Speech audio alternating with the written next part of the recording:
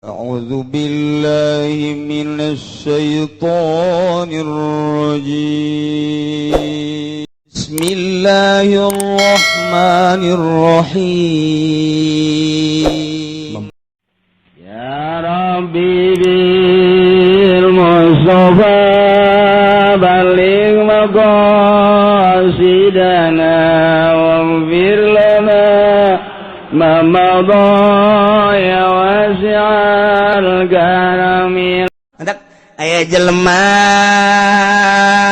wawalianan tengah peuting jam 12 manehanana mantas nyanyi lagi nyanyi model naon gitu ngaranna wali, nyanyi wali. Mantes ya Nabi salam lah. Gambusan, marawisan. Nah, ieu wawalianan ya. Halal sekian itu mah kejanjian wali sekian. Saya kan udah jadi wali. Nyana kebeneran mentas haju kapetingan, mana hujan, mana candar. Kebeneran dia ya imah kiai ya. Masya Allah. Kebeneran kiai na bener-bener jadi ahli Allah. Ya aing di imah kiai ngendong di manyana pasti sarua pada wali mangke aing disuguhan, ke aing dibere kamar, aing mandi ngeunaan isuk-isuk aing balik geus dibere nyarap, mantep lah cek nangis. Masya Allah, alhamdulillah cek anugerah ti Allah. Di luar kene geus ngomong gitu geus disebut anugerah. Assalamualaikum. Assalamualaikum. Sana kene meh 3 kali.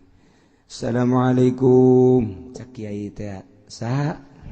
Abdi minantu Allah.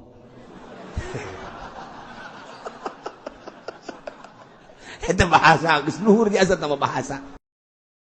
Assalamu alayka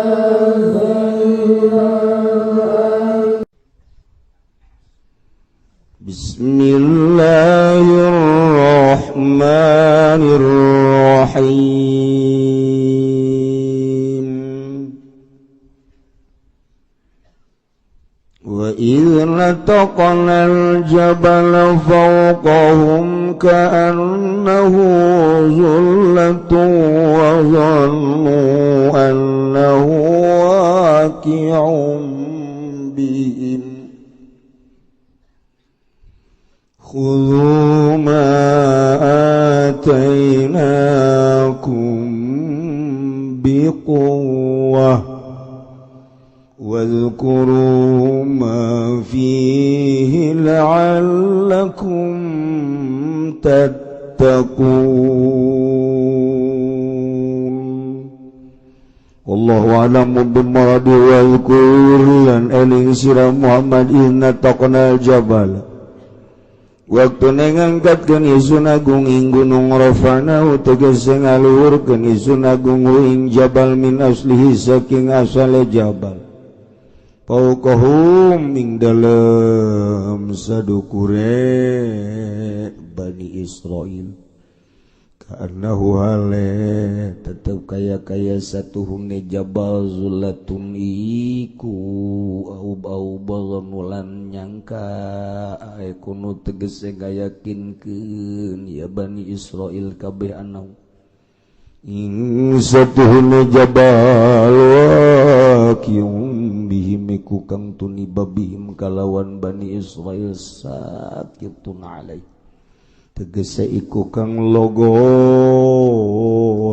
alaihim ingatase Bani Israil biwa'dillahi iyahum kalawan janji Allah ing iya Bani Israil biwuqu'i kalawan tuni bade jabal ilam yaqbalu ahkamat Taurat lamun ora narima ya Bani Israil kabeh ing pirang-pirang hukum Taurat wa kanu abauha lan ana ya Bani Israil kabeh iku mungpang ya Bani Israil kabeh ing ahkamat Taurat li siqliha da abu te ahkamat Taurat Bilu maka nerima ya Bani Israil kabeh wa qulna lahum lan ngucap ingsun sadaya lahum kadue Bani Israil ngucap ing lapad khudhu ma atainakum biquwah khudhu ngaralap sira kabeh Bani Israil ing barang kang geus nekani ingsun agum kuming sira kabeh ing ma biquwatin kalawan kuat bijidin wajtihadin tegese kalawan nemen-nemen wajtihadin tegese nemen-nemen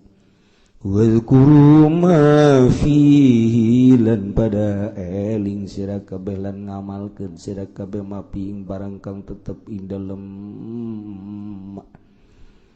bil amali bihi kalawan ngamalkeun kalawan ma la'allakum tattaqun menawa sira kabeh iku wedi sira kabeh ing Allah wedi sira kabeh ing Allah. Nyaritakeun kaum Bani Israil panjang pohara sebab Yahudi mah nu mantak panjang dongeng nadina Al-Qur'an moal eueuh terus bae mantak jadi kaca jadi intibar Yahudi zaman Kangjeng ieu titah dideuleu kaluhurna ka ditu Yahudi di zaman Kangjeng Nabi Musa alaihis salam terus datang ka kuari Yahudi mah ambalaya aya nu asli Yahudi di Israel Amerika aya anu Yahudi asli berkeliaran ke tiap negara aya anu rupa nama orang Indonesia hatena hate Yahudi loba tah manukis ya Allah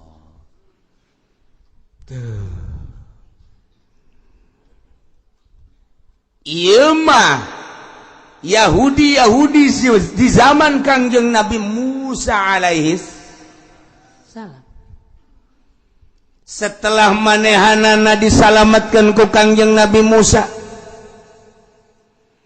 lantaran diudag-udag ku Firaun katembong ku mata karasa ku dirina laut belah atas mujizat Kangjeng Nabi Musa nyebranglah nyana di Laut Merah. Ketika eta terus dididik ketauhidan ku Kangjeng Nabi Musa kurang kumaha perpolitikan jeung perekonomian ditata ku Kangjeng Nabi Musa mantep nuturkeun Kangjeng Nabi Musa kalawan senang jeung indah nang saha nang Allah ketika eta Kangjeng Nabi Musa titah mawa umatna ka Israel ka Palestina dibawa tidinya titah cicing heula di jurang tih ketika cicing didinya Masya Allah karim ieu umat Kangjeng Nabi Musa teh ngarasula ka Kangjeng Nabi Musa saetik keluar ucutan keimananana ka Kangjeng Nabi Musa Masya Allah ketika Kangjeng Nabi Musa ngainstruksikeun titah nuturkeun Kangjeng Nabi Musa melalui mujizatna kitab Taurat laksanakeun ieu kitab Taurat ti Allah sebagian kecil nuturkeun sebagian cicing sebagian deui mah manehanana ingkar kana kitab Taurat eta lah Yahudi baheula kos sekarang itu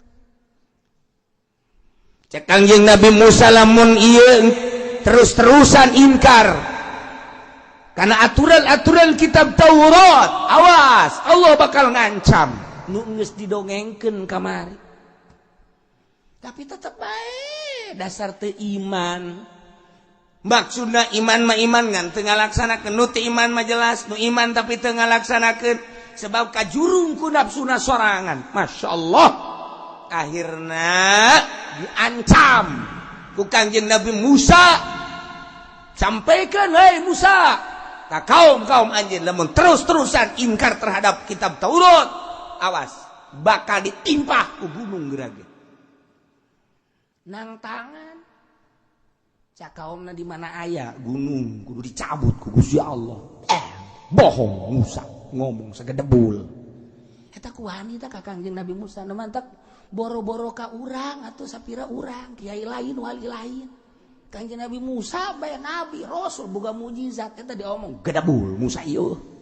Atuh ka omong ka urang ka kula mah komo jasa geus kajeun ning mah geus lah. Aing mah diaromongkeun geus kajeun. Diaromongkeun ieu kiai sing ngaram-ngaram kredit segala rupa moal maju. Je beza laki uci mah bloon teh teh. Kajen emang caknya, emang cak aing. Ha, sia sakedeung deui, emang cak aing cak Quran ieu mah. Deh, ki uci mah bloon. Aing kadenge ku ciri aing di bloon-bloon. Atuh aing mah ngeunang di bloon-bloon kuno edan ieu. Salah tuh. Segala ulah ka partai, segala naon, kiai teu mah kos kumaha sih jelema kos kitu amat cenah ada kumaha majuna. Tuh, sia masalah bae lain ulah ka partai di partaina karena Allah. Atuh moal bisa, atuh aing moal bisa mah sia tolol berarti. Ji, sia anu tolol. Tungtung nama aing jeung nya napa tolol-tolol bae. Rasakeun ku sia geura di partai ayo lamun teu karena Allah. Ilmu sia hoo. Batalna engke ilmu sia raragagan ge. Bener bae. Lain saeutik mun ku urang. Kiai gede, kiai kolot, kiai hebat, lantaran nyana kukurubusan ka lain tempatna dicabut ku Allah berkahna ngajina amma yasifun wassalamun alal mursalin. Nu ngaji geus. Tuh ngaji di mana bae teu daek didarengekeun ku jelema. Kunaon eta? Mambu lantaran nyana kukucuprakan ka lain tempatna. Di aya kiai bisa ngaji kolot deui. Aya deui budak ngora lah budak ngajina ge teu pati bisaeun. Kunaon atuh budak dipercaya ku masyarakat aing nyana henteu. Ulah disalahkeun sasa dirina. Ku kucuprakan nyana di Golkar. Ye, parangsan. Eta kos kitu teh tah kos kitu nyarieun hate kiai. Ji, sia mah nyari hate. Lain hayu ke aya naon di diri aing ye. Ke aing ieu boro-boro atunya lagi kan teu ngeunaheun ibadah teh lamun ngeunaheun mah ibadah lain kos kitu. Mana kisu? Emang nyaho kiai? Ji. Jelema nu panyakit jantung jeung nu panyakit jantung nyahoeun. Nyahoeun. Sebab naon? Nyana ngarasakeun aing panyakit jantung kos kitu. Kos kitu tah. Nyana ngap-ngapan, "Ah, jantung yuk." Oh, bukan saya mah bukan jantung. Jantung. Bukan. Ye, ini kerasa di sini ngapain? Iya, panas ya. Iya, sini panas. Iya, itu jantung. Bukan. Begitu di dokter kan bener jantung.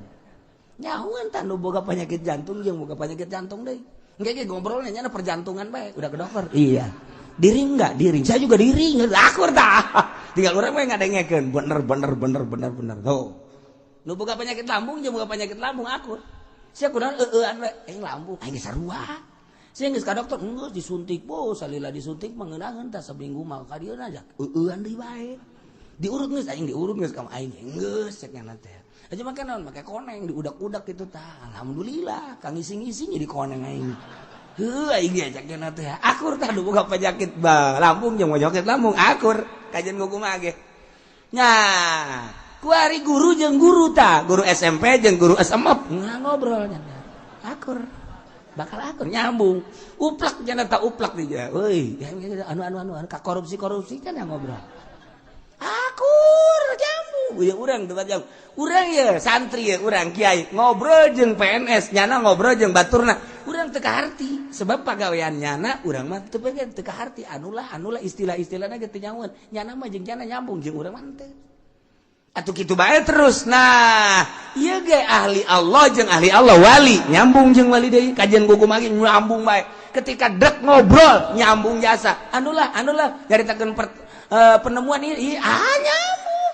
Jangan nyaritakeun ngobrol jeung anu lain ahli Allah ngan sakadar ulama biasa bae teu nyambung. Nyana turun ka handap set, endek hayang nyambung adaptasi. Geus nyambung.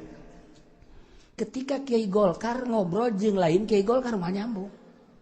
Moal nyambung atuh lantaran nyana pengalaman di Golkar. Nyana teh kampanye ke anu kadang dibere duit sekian. Kadang-kadang minta tambah deui pan ngobrolkeun kos gitu tah.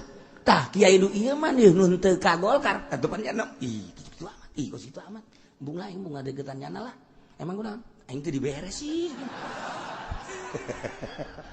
Tuh siapa pajar bener bae kan? Siapa tolol. Tuh lain tak nyambung. Tapi kiai Golkar jeung kiai Golkar deui atau kiai partai jeung kiai partai deui nyambung bakalna. Tapi nu lain partai teu nyambung. Nah ieu mah keur carita ahli fikih jeung ahli fikih deui atuh nyambung nyaritakeun rukun wudu, nyaritakeun rukun salat akur. Engke nyana ge nyaritakeun kula manggihan di anak kieu. Oh, eta mah sarua jeung di Fathul Wahab kieu. Asana dina ikna kieu akur tapi fikih jeung fikih deui. Ahli tasawuf jeung ahli tasawuf kakarak anu carita berjalan doang nyaritakeun aing ja ieu tasawuf kieu can manggih ngeunah ieu ge sarua can manggih jeung nu can manggih ngeunah ngobrol nya ge sarua bae ketika anu geus manggih ngeunah ngobrol jeung nu geus manggih ngeunah de akur bae. Nah etalah dunia selamana kos kitu bae urang jeung sajambungna di dinya nyana teh klimakna di dinya akurna tuh. Tak iya ge sarua bae lamun urang nyaritakeun zaman baheula jeung kuari atuh akur bae mantak ieu nyaritakeun tentang Yahudi baheula jang nasihat ka Kangjeng Nabi Muhammad sallallahu alaihi wasallam ketika umat Kangjeng Nabi Muhammad didakwahan ku Kangjeng Nabi dibere Al-Qur'an Kangjeng Nabi teh didakwakeun ka umatna aya sebagian nu narima sebagian nu cicing bae sebagian nu inkar atuh sarua jeung Yahudi zaman baheula nu mantap cek Gusti Allah Al-Qur'an anjeun Muhammad inget anjeun Muhammad kana hiji sejarah. Inna taqnal jabala waqtuna kaulan nu agung ngangkatkeun ngaluhurkeun kana gunung rafa'nahu min asli dicabut ku Gusti Allah gunung fawqahum diangkat ka luhureun umat Bani Israil nu bangkawarah lantaran manehanana inkar kana kitab Taurat teu nuturkeun aturan-aturan syariat kitab Taurat dititahayu Kangjeng Nabi Musa embungeun nya nama dibere warning ku Kangjeng Nabi Musa awas bakal kena siksa tetep bae terus bae kajadian gunung diangkat ku Gusti Allah dikaluhur-hulukeun nyana masyaallah tuh Kangjeng Nabi Musa sing hades ya gunung diangkat ku Gusti Allah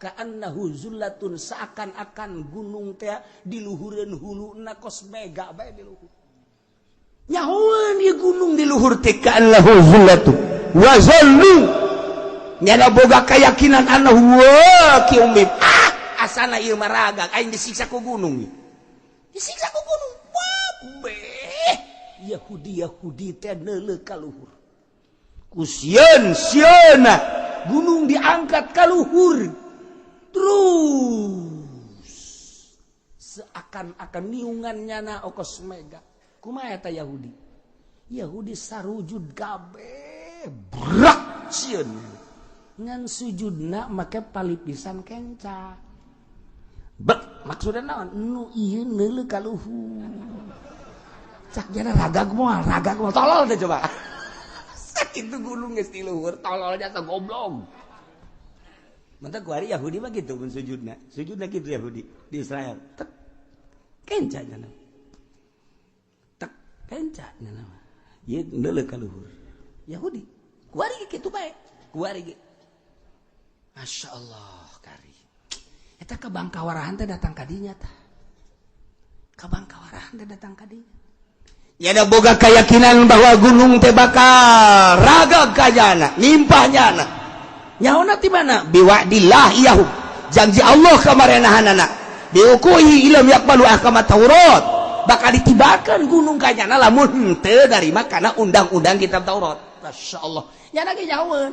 jadi Kangjeng Nabi Musa cak Kangjeng Nabi Musa lamun sia lamun maneh lamun aranjeun henteu kitu naon ngalaksanakeun aturan-aturan kitab Taurat bakalna ditimbah sia ku gunung diangkat nyana kaget bek sujud ngan palipisan kenca doang nu katu deuleu ragag moal mana teh mun ragagnya pae tapi tetep bae tah Kangjeng Nabi teh dibere ku Gusti Allah inget Muhammad Yahudi mah kos kitu nu baheula kunaon si eta nu bantaknya henteu narima kana kitab Taurat wa kanu abawa liha ku berat galaksanakeun kitab Taurat teh kudu salat kudu zakat kudu puasa tak kuari ge sarua ketika Kangjeng Nabi dibere Al-Qur'anul Karim haju didakwahkeun ku Kangjeng Nabi geus kajeun di zaman Kangjeng Nabi kuari di zaman urang ieu Quran didakwahkeun tat cak Quran salat sia nonton TV bae magrib nonton TV isya nonton TV ya Allah ya Rabbi jak kitu-kitu keneh awas ya cak Allah gunung ku aing sia diangkat sia ku aing minimal dibetuskeun ku aing sia gunung kada batuk boro-boro gunung aki-aki ge urang batuk kaganggu ku aki-aki ohe teu eureun eta kobo gunung batuk galunggung batuk ribuan jelema nalangsa gunung Merapi batuk ribuan jelema nalangsa gunung Krakatau lain batuk deui tama tsunami jutaan manusia bahkan misah antara Pulau Jawa jeung Sumatera gunung Krakatau batuk na gunung mah kos kitu batuk aki-aki mah paling nya nama kapacirit aki-aki dan kapacirit aduh dihareup di luar geus puguh di irung diceuli kapacirit deui budak deui kapacirit sok budak ieu teu lain kapacirit teh kiai aya kapacirit mah leutik eta mah gede sagedak ieu ngising batu ngaranna lah tuh eta batu tah ieu si ade kuari ditita salat api lain ditita ngazakat geus hareunteu nu sararugi mah ngazakat ya henteu jalamun ngazakat mah kadengekeun walaupun hiji dua mah aya anu ngazakat tapi di pasar kemis bae anu nisab zakat harta loba kadenge kurang ngazakat ya henteu tinggal ditungguan bae ke sia katipah gunung sia kajen kukuman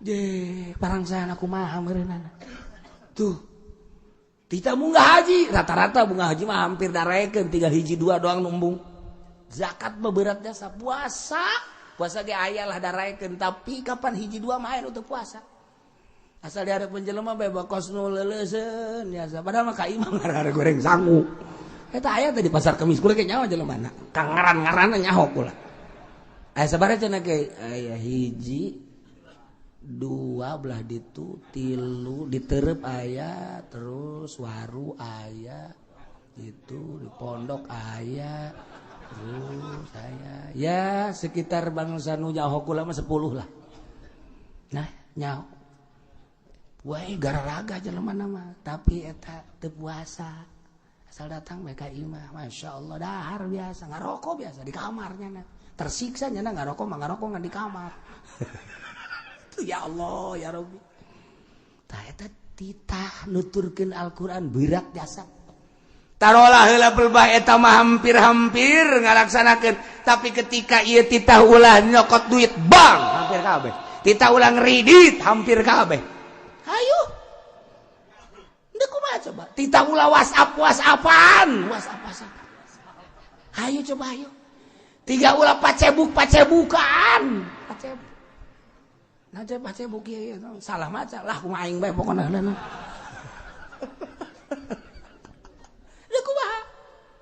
ndek kumaha coba ieu lalakon masyaallah urang teh neuleuan dina Facebookan dina naon kitu ngaranna internet eta teh anu benerna mah hiji dua bau 100 nu teu benerna anu benerna mah diangsong-angsongkeun ka urang tah anu tah informasi tah giliran teu benerna sorangan bae nya kieu digerokeun ge geus teu daekeun kieu ngaji keur naon ngaji engke maling deui kieu lain nu edan sih naon eta mun kitu ngora kene kolot nu edan eta orangan bae kieu nyana neuleuh basa jelema kieu eta HP mantak naon tah HP bantingkeun jang naon kos kitu maning maca sholawat ka Kangjeng Nabi endahan kos kituan naonan coba eta tah tapi teu dibukakeun hijab mah tetep hese bae awas cek Gusti Allah sia dek dagang nyokot duit bank keneh bae butuh kendaraan masih keneh ngridit keneh bae pan ku aing diribakeun sia awas sia ku aing gunung diangkat ku aing sia hayo sarua kunaon eta nya ngarasa berat karena undang-undang Al-Qur'anul Karim cak nyana ngarasa berat padahal mah urang diciptakeun ku Allah ti eueuh ka aya ku ari geus aya bakal paeh eueuh deui ge bakal hudang deui rasakeun ku sia sakedeung urang hirup di alam dunia matak naon lemah jasa ka Gusti Allah cara para rasul para nabi geus puguh para rasul para nabi para wali nu angkat nu mantak diangkat jadi wali ge eta teh lemah jasanya na ka Gusti Allah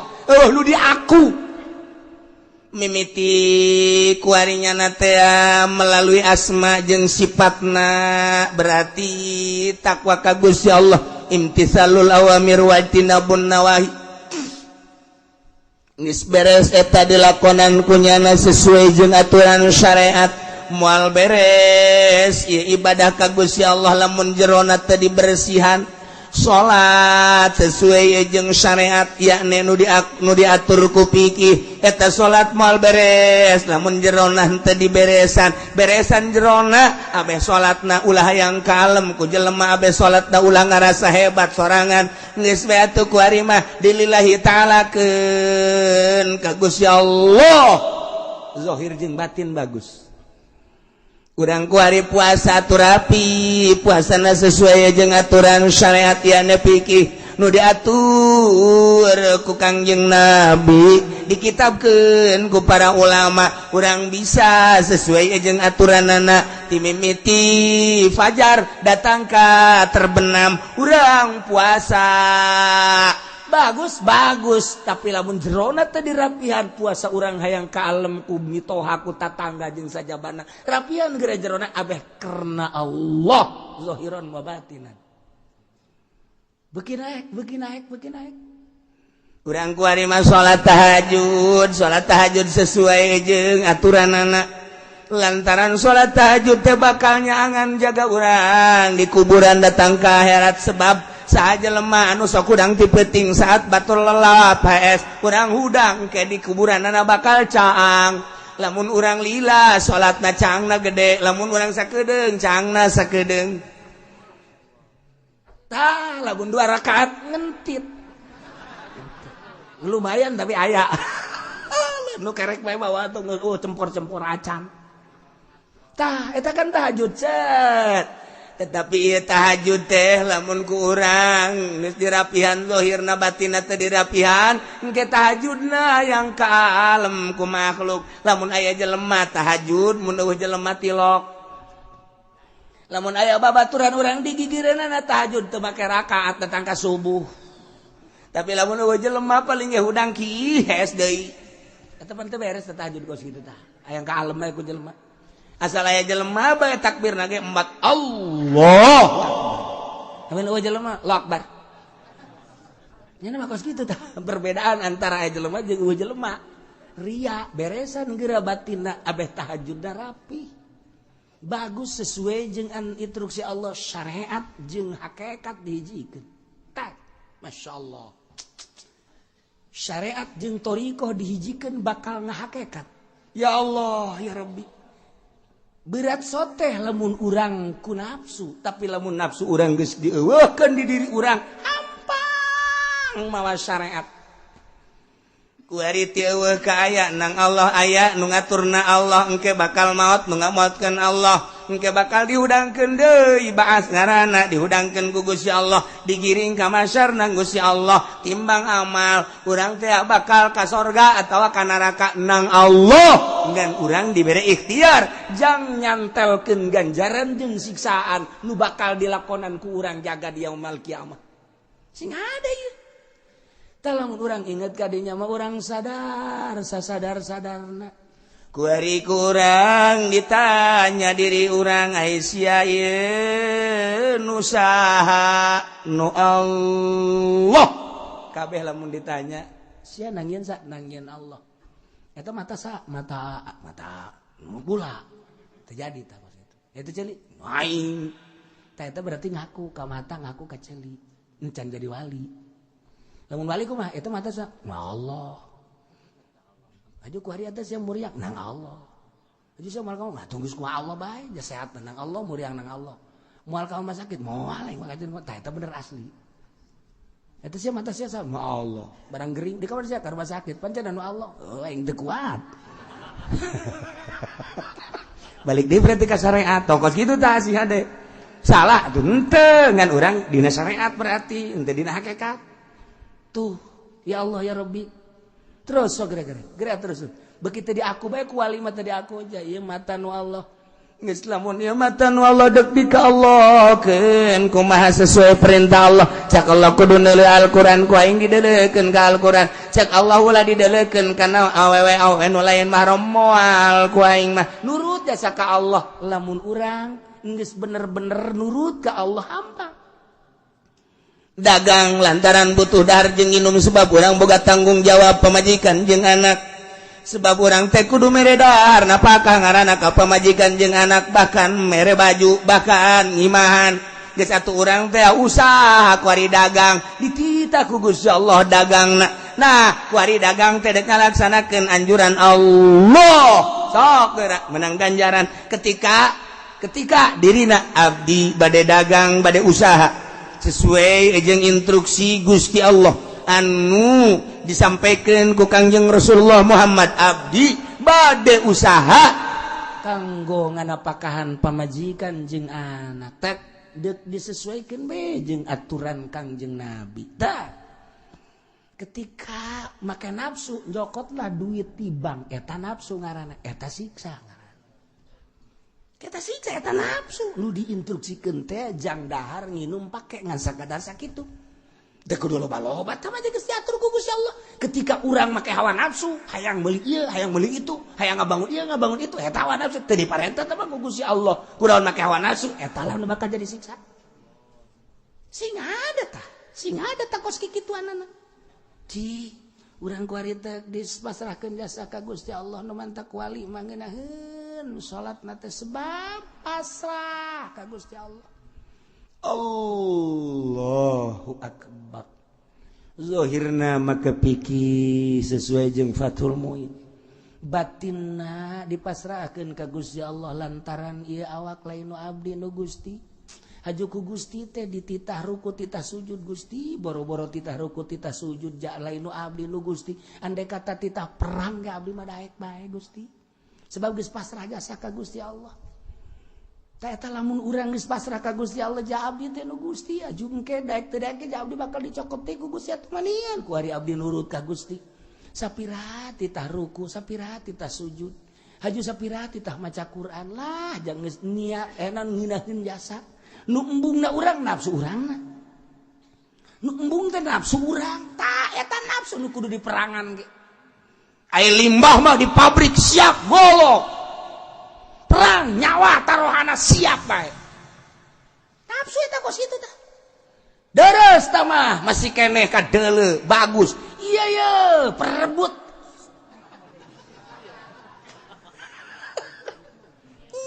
taruhana kejeun kumaha ge saruyut ti aing dicokot ku nyana goblok biasa aing ge aing mah syahid bobo sabilillah caknya lain sabilillah sabilillah saruyuti tah mah tah eta kapan hawa nafsu nu geus kitu ngaranna coba lamun urang sadar mah saruyuti sia dipaling ku batur ka kamalah geus mandingan daripada huru-hara mending dek neangan deui bae emangna dunia sedaun kelor aing dek neangan ka Lampung sugan aya nu model sia deui sia putih di Lampung loba nu putih ngan sia mah ieu kajen kumaha ge lantaran tatangga bagus akhlakna ngan aya di Lampung mah bejana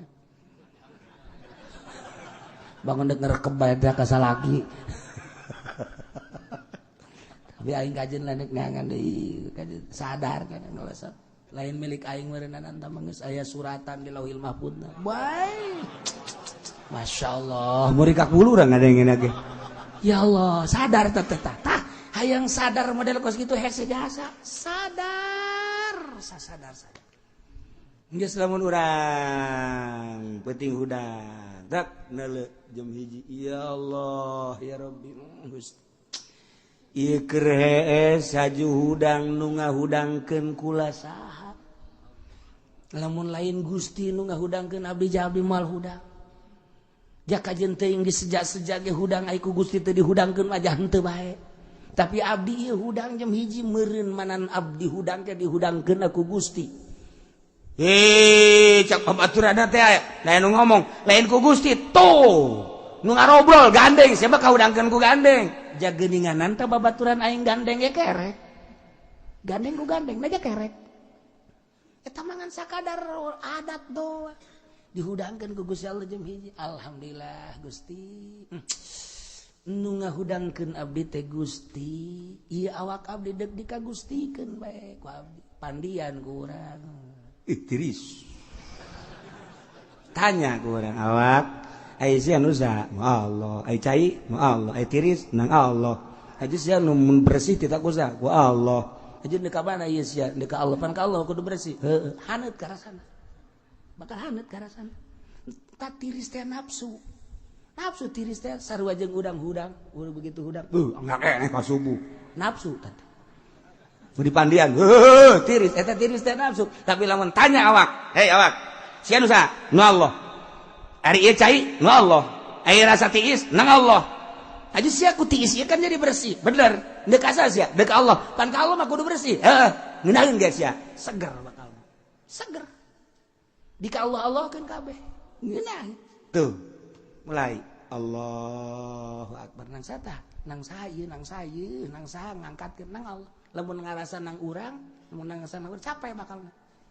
Tapi kan ku Allah ieu mah digerakkeun abdi nangtung ku Allah ieu mah ku Allah abdi mah segala rupana ge wuduna segala rupa ku nangtungna ge nang Gusti meureun manan kieu ge abdi mah deuk dikasorgakeun meureun ku Gusti gitu kan boga kayakinan abdi teh deuk dikasorgakeun Gusti lah lamun kira-kira ku ari ka sorga mah paehan bae abdi Gusti mulai mantap paeh geus kan mantap paeh geus abdi mung senang jasa Gusti masyaallah asa jeung Gusti bae Masya Allah nikmat kira-kira abdi bakal ka sorga mah ku ari maningan ayeuna bae cabutlah diisukeun deui mah abdi loba gangguan Gusti ku ari mah gangguan jasa keur ieu mah tiis teh tiis ku ari mah sasada digigir di sisi digigir sasada ieu jurig balulu kayak kedeung-kedeung tong teng teng teng tong teng teng teng tong teng teng teng HP sasada mangga nati totak HP kayak kedeung di TV kayak kedeung diisukan di tatangga ih suara-suara teh ambal ya Gusti abdi mah mung ngadengen nu kos kitu teh aing mah mendingan salametkeun we Gusti tah wali mah kos kitu wali mah kos kitu aya deui nu ngadoa ka Gusti teh salat-salat acan sama Gusti abdi mah mendingan paehan memang kurang gitu sia kredit gagedean bae Gusti daripada abdi dibui mendingan dipaehan bae lah mun abdi teh dipaehan bae abdi udah bunuh diri teu tolol teh coba menta paehna akur ngan nu ieu mah motifna bener pasrah ka Allah nu ieu mah tah eta tadi bung dibui beda hampang ka Allah ngeunaheun nah kuari kieu maksudna ieu nu ngeunaheun ibadah nyahoeun kanu itu can ngeunaheun nyahoeun can ngeunaheun sebabnya na rasa ngeunahna aya di nyana kanu can ngeunaheun teh bakal nyahoeun lain kos kitu nu geus ngeunaheun mah kos penyakit jantung jeung jantung nyahoeun jantung ajan gugong nyahoeun aing jantung kos kitu sarua ring 2 aing meliringna di mana tadi jadi eta teh di material manya ring jantung meuli di material ai sia kumaha meureunna di sordel segala tah mah ha sarua ieu ge sarua ih jelema teh geus nyaho ka ngeunah salat bakal nyahoeun kajenting nya ngeuneunahanan ge kadeuleuna bong udang-udang coba ayeun teh mah teu bae nyahoeun si itu mah teu nyahoeun ka ieu mah nyahoeun masyaallah sebab naon wali mah kan dibere ilmu laduni kok bisa kos kitu sih kieu masalahna di jero hate teh eueuhna naon iwal ti Gusti Allah cahaya Allah. Allahu nurus samawati wal ard. Ima kercarita gemblangna. Berarti ketika orang ibadah ke Allah mantap, bercahaya orang. Sebab Allah nu mere cahaya. Jadi hate teh Masya Allah. Orang teh hirup di jero cahaya. Nah, lamun orang geus aya di jero cahaya, engke ku Allah bakal dibere naon nu dibutuhkeun ku urang. Datang ka nyahoeun itu kitu. Masya Allah. Lamun wali nyahoeun, lamun Syekh Nawawi nyahoeun bahwa ieu salah lantaran kadeuleu Baitullahna. Eta ilmu laduni ngaranna. Lamun Mbah Bolong nu urang munzara ka Ampel disebut Mbah Bolong, kunaon eta? Lantaran ieu masjid kurang iblat, henteu percayaan jelema sekitar eta. Dibolongan kan kunyana mimbarna. Di dieu tuh Baitullah, batak tetelah bae Mbah Bolong. Kunaon eta? Padahal teu kudu dibolongan kitu, teu kudu eta mah jang supaya batur ngararintip coba intip. Jauh. Padahal teu kudu kitu kunyana mah tuh Baitullah. Kurang ieu eta kunaon laduni. Lamun Ki Khalil Bangkalan nyahueun ka kiaina keur salat di jero hatena aya sanguan. Sanguan di jero hatena sangu. Mantap nya seserian keur salat magrib, bandeng serina. Carekan gulang seserian. Begitu di sidang atuh kula teu seuri kumaha cek nya. Jadi jero hate kiai teh pan aya sanguan. Isin kan kiaina. Isin kan mama pugu ieu lapar hayang dahar. Kan ilmu laduni ngaranna. Lamun enggeus urang ka Allah bakal kanyahoan ngan moal loba omong wali Allah mah nyumputkeun kajen ting disebut teh nyaho daripada disebut nyaho ngan nyana nyaho. Nyambung wali Allah jeung wali Allah bakal nyambung. Kajen teuing tatangga, kajen teuing tatangga ari lain menyaho bae. Kajen teuing jauh nu ieu di Jawa Timur, nu ieu Jawa Tengah, nu ieu di Malaysia nyambung nyaho.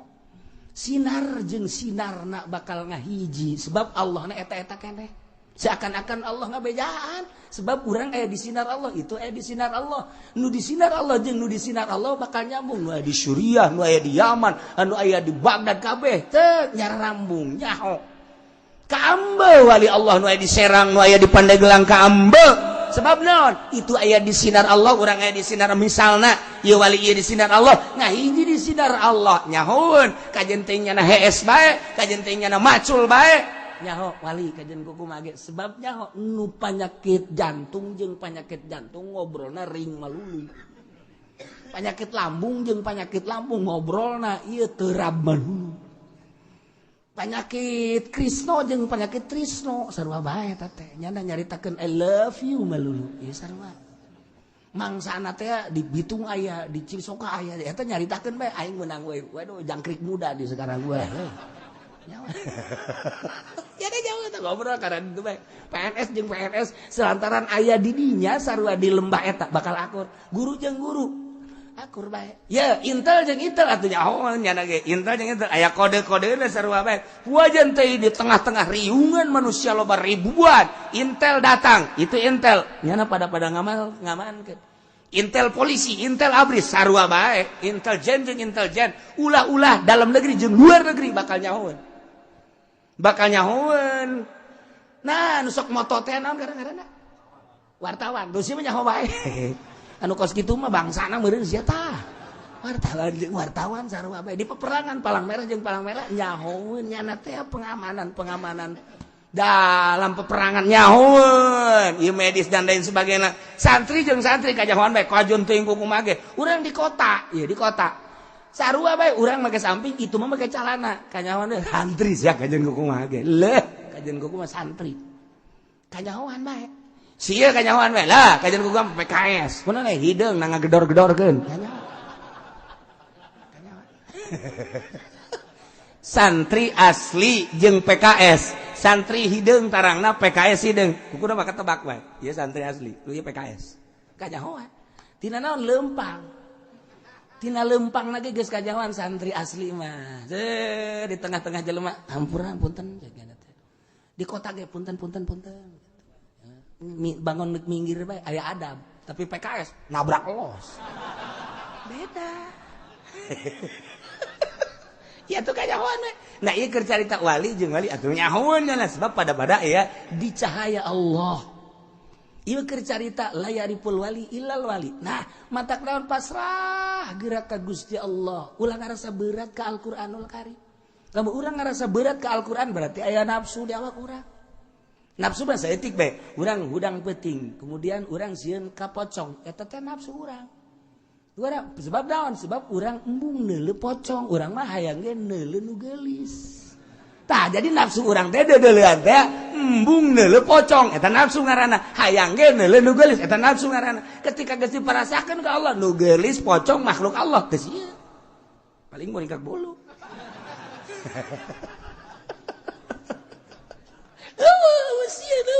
Malah nang tangan kira-kira, malah nang tangan urang. Malah nang tangan, ayo sia. Ji sebab naon? Di jero kolbuna geus aya Allah. Lawan ku sia Allah, ye sia. Neraka sia. Urang geus deukeut jasa jeung Allah.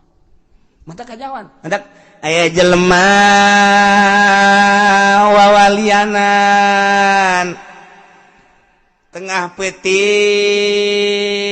jam 12 manehanana mantas nyanyi lagi nyanyi model naon gitu ngaranna wali, nyanyi wali mantas ya Nabi salam lah gambusan marawisan. Nah, ieu wawalianan ya. Halal sekian itu mah kejanjian wali sekian. Saya kan udah jadi wali. Nyana kebeneran mentas haju kapeutingan, mana hujan, mana candahar. Kebeneran dia ya mah kiai ya. Masya Allah. Kebeneran kiaina bener-bener geus jadi ahli Allah. Ya, aing dekai mah kiai. Ngendong di manyana pasti sarua pada wali mangke aing disuguhan, ke aing dibere kamar, aing mandi ngeunaheun isuk-isuk aing balik geus dibere nyarap, mantep lah cek nangis. Masya Allah, alhamdulillah cek anugerah ti Allah. Di luar kene geus ngomong gitu geus disebut anugerah. Assalamualaikum. Assalamualaikum. Cenah kene meh 3 kali. Assalamualaikum. Cek kiai teh sa abdi minantu Allah.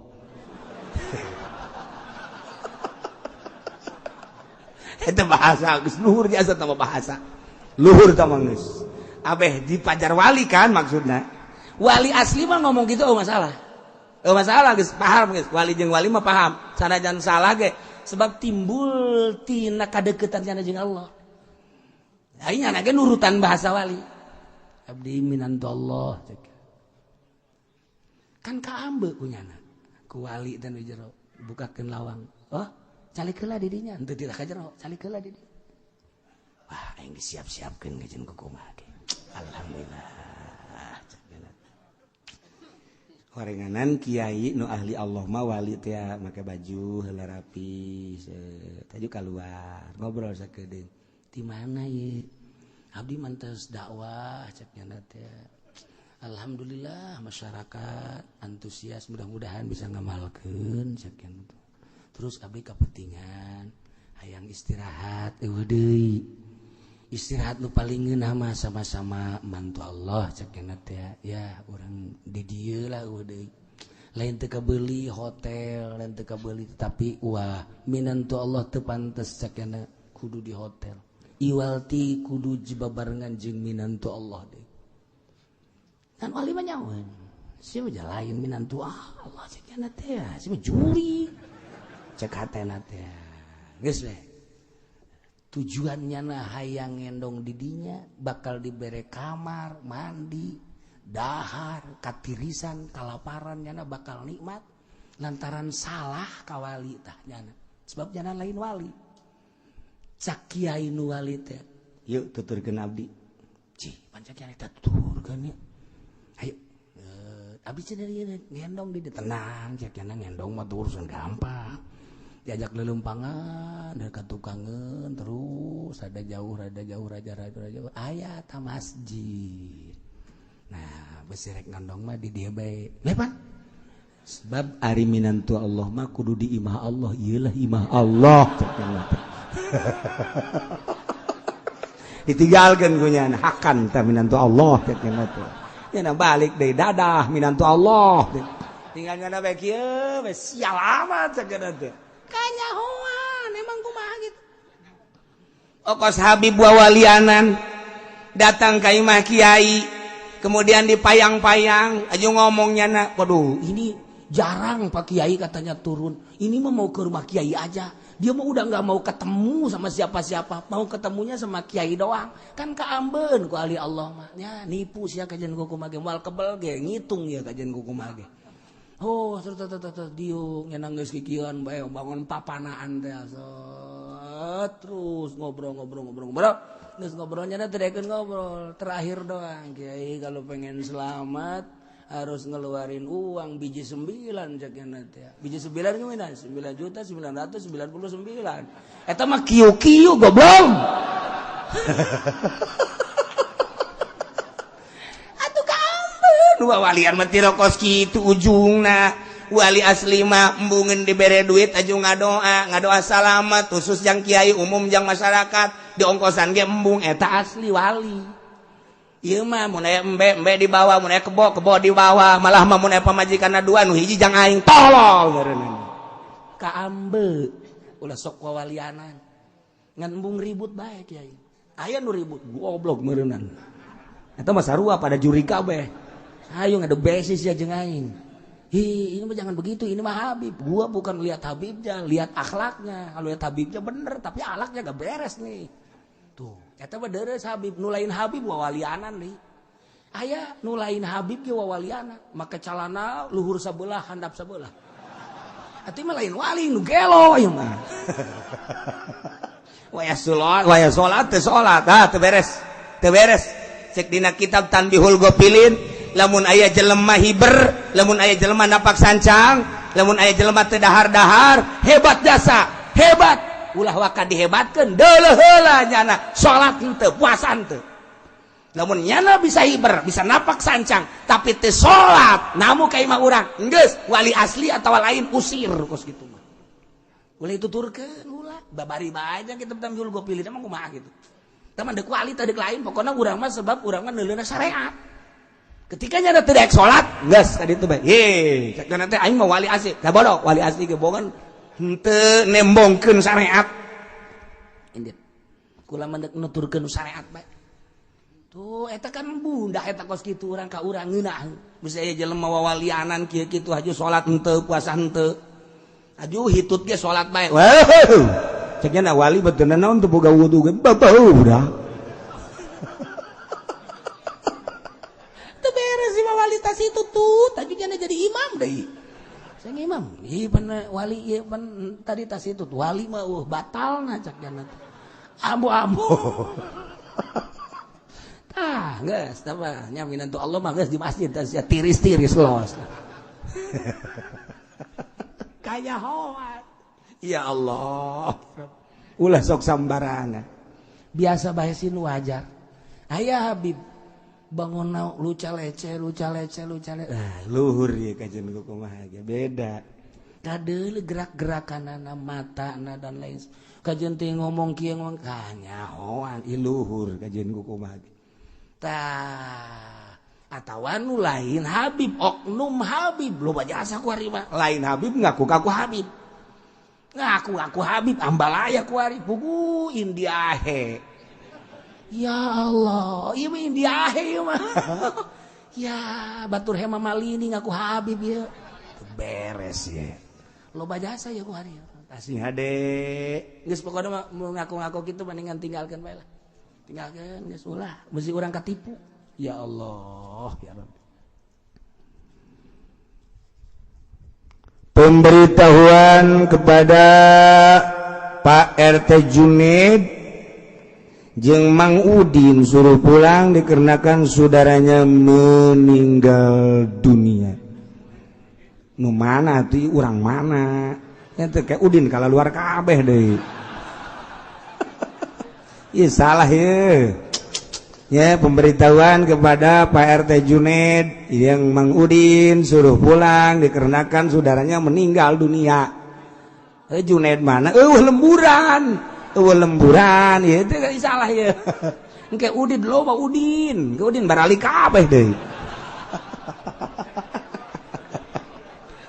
Aduh, ya lembur mana gitu tah. Ya terserahlah, nu boga rasaan lah pokona mah ye. Nu boga rasaan Udin segera pulang. Jeung Junaid segera pulang. Salah. Lemburan udah. Ya Allah.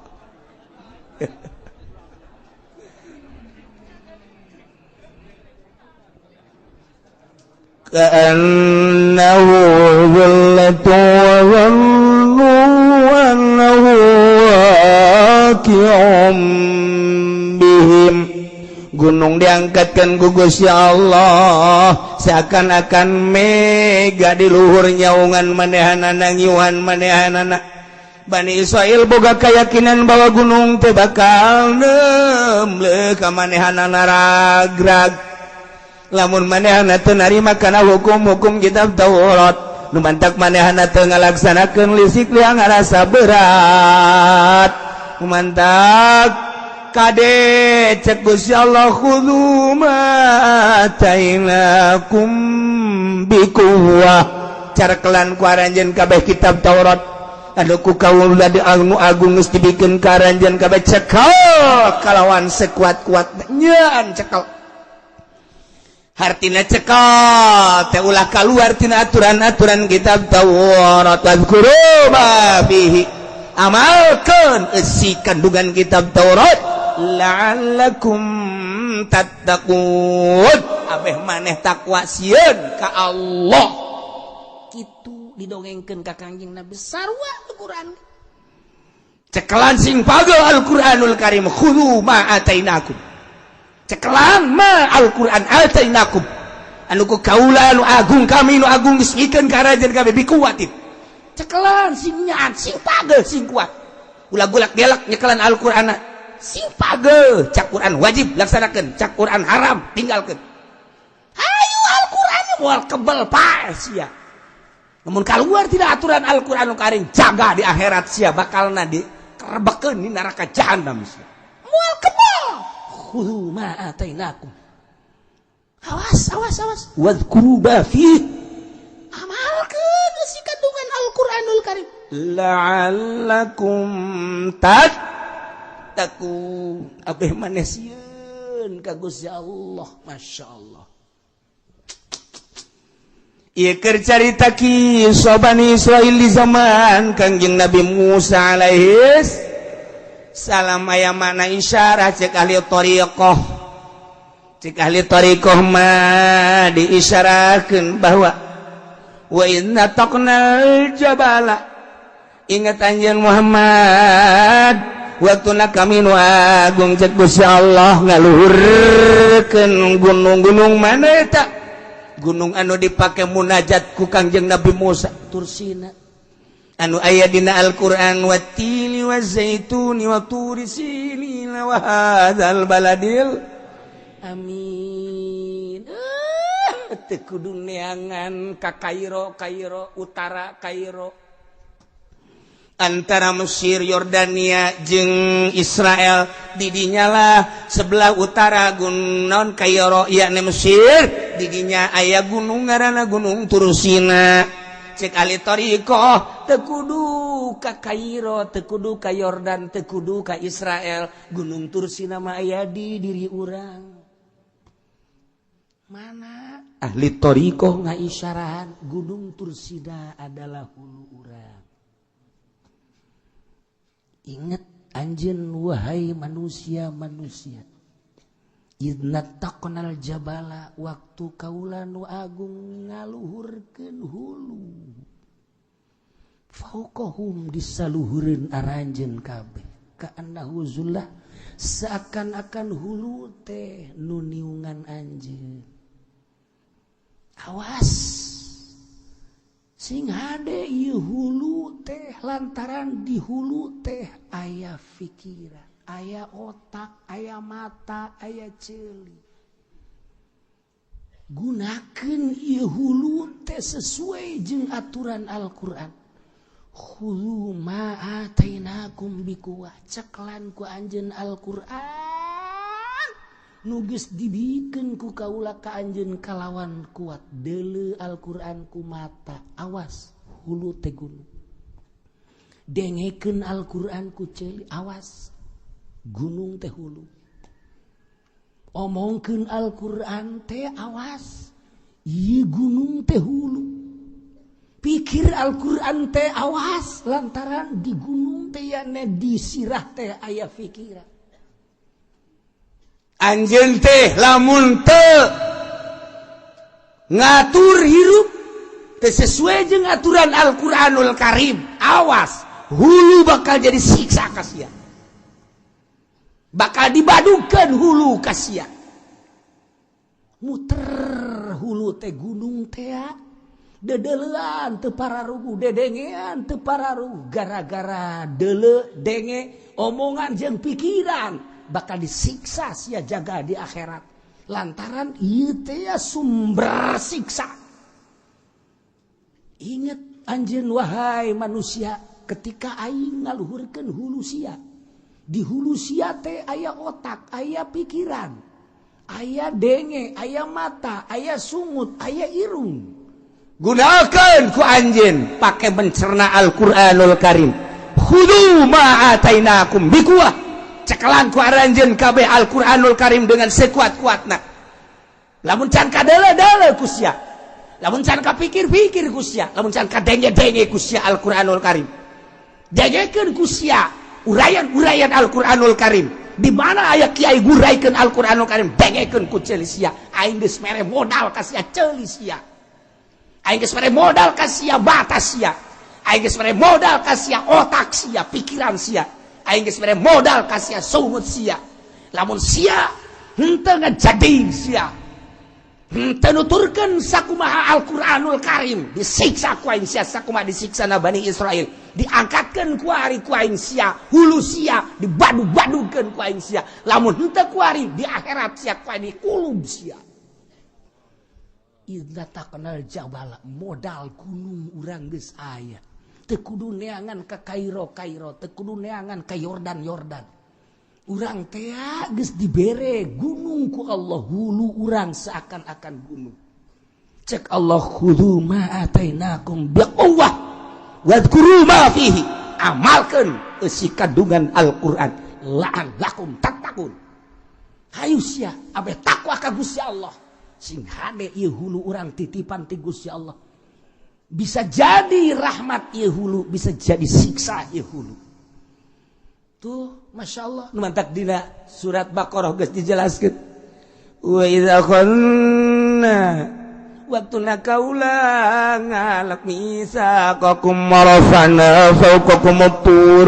khudhu ma atainakum biquwwah wadhkuru ma fihi la'allakum tattaqun sarua jeung di surat Baqarah sarua jeung ieu dibalikan deui kisah-kisah nu tadi akhadna mitsaqakum marafana faqakum turkhudhu ma atainakum biquwwah ieu sarua jadi mana isyarah ieu leuwih dahsyat lamun Kangjeng Nabi dibere kisah tentang kaum Kangjeng Nabi Musa alaihissalam orang Israel nu buang kawarah teh disiksa gunung dikaluhurkeun manehanana sujud lain sasujud-sujudna horenganan deuleukeun ieu ragag moal ieu gunung teh ku buang kawarahna ieu ge sarua urang ge kuari Quran aya endahan dideuleukeun ku mata sabelah Al-Qur'an teh padahal instruksi geus nyaho ieu harap itu benar tapi urang deuleukeun ku mata sabelah disiksa sia moal kebal deui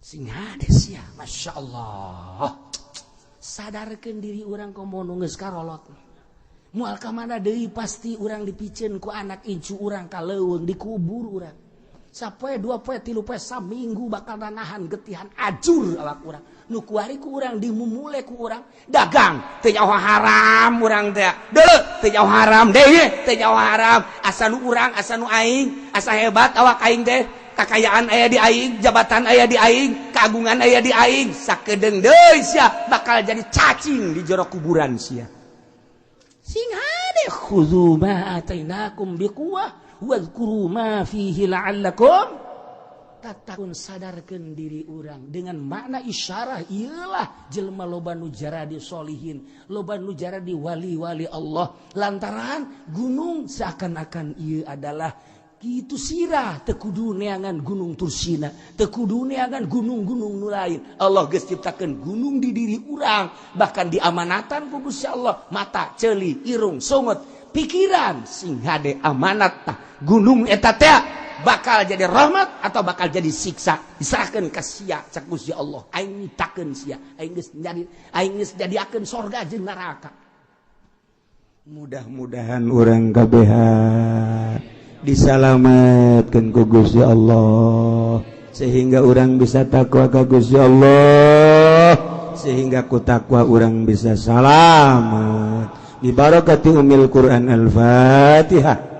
Bismillahirrahmanirrahim. Alhamdulillahirabbil alamin arrahmanir rahim maliki yaumiddin. Iyyaka na'budu wa iyyaka nasta'in. Shiratal mustaqim. Shiratal ladzina an'amta 'alaihim ghairil maghdubi 'alaihim waladdallin. Cirian ke bulan Syawal kapanggih deui aya tandaan. Cirian di dinyana sampai di sini libur panjang. Wa kadzalika mimman 'allamnahu wa kadzalika lan halika ya mangkono mazkur mimman iku tetep saking wong kang nguruh ingsun sadayahu ing man dakhala manjing ya man misra'in mustamin auladis sayyid saking pirang-pirang anak Sayyid Ali wa mimman lan ikut tetap setengah saking wong alamna utawi Ummu Kulsum Sayyidah Fatimah al-Madfutani kang den pendem karone al-Madfunatani kang den pendem karone ala ra'si Zaqaq ing atase muka dadalan Zaqaq kang sempit alladzi yadkhulu minhu kang manjing yaladzi minhu saking kang manjing kitu alladzi yudkhalu kang den panjing apa minhu saking Zaqaq ila qabril Imam Laits bin Sa'ad maring kuburan Imam Laits bin Sa'ad abeh di Cirian tadi anu dikubur di Mesir nomor kahiji ialah Sayyidah Sakinah nu kamari waktu ka Mesir kami zararah ka Sayyidah Sakinah. Nomor kedua adalah Sayyid Muhammad Al-Anwar, dulur Zainul Abidin. Nomor ketilu Sayyidah Zainab, Imdatul Imam Ali bijawari konatir sibak kamari ziarah ke Sayyidah Zainab. Nomor selanjutnya biman alamnahu khala Misra nu asub kata jelema ka Mesir min auladi Sayyid Ali yakni Sayyid Ummu Kulsum. Italah ayah di ditu nu kaopatna di Mesir Sayyidah Fatimah putra situ Sina Ali mah lain Fatimah putra Kangjeng Nabi anu ka Mesir manehanana dikuburna ala ra'si Zaqaq dina muka jalan sempit alladzi yudkhalu minhu anu bisa diasupan kadinya tepikeun ka ila qabril Imam Laits bin Sa'ad aya cubluk-cubluk kubah di dinya. Di awalna ayat kuburan Ummu Kulsum Sayyidah Fatimah kemudian mun lurus terus ka ditu eta aya kuburan kitu Imam Laits bin Sa'ad ai anu kamarima Imam Abu Laits As-Samarqandi ari ieu mah imam sahabat Imam Laits bin Sa'ad sahabat boga anak ngaranna Laits dikuburna sarua di Mesir.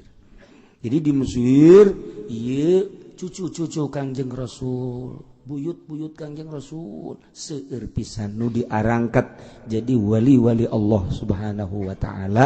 Mudah-mudahan orang bisa ziarah ka Mesir, ka Imam Syafi'i, ka Imam Zakaria Al-Ansor, ka Imam Waqi' jeung ka Imam Sya'athaillah jeung ka Siti Sakinah, Siti Zainab jeung para aulia-aulia Allah Subhanahu wa taala. Cirian deui di dinya. Abeh engke urang kitu. Setik deui.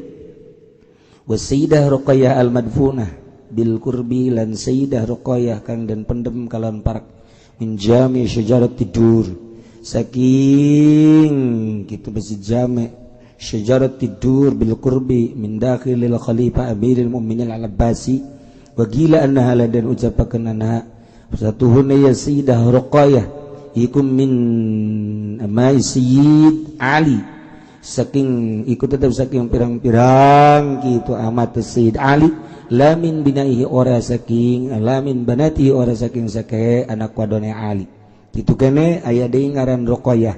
Ruqayyah eta lain Ruqayyah putri Kangjeng Ruqayyah putri Sidina Ali almadpuna dudi pendem dikubur deket ti jami syajar tidur deket min dakhil khalifah amiril mu'minin al-Abbasi didinya cek sakal mah Siti Ruqayyah mah eta teh amat Sayyidina Ali lain putrina karumpul kabeh di dinya maka dzalika cirian di dinya disinilah libur panjang wallahu a'lam bishawab.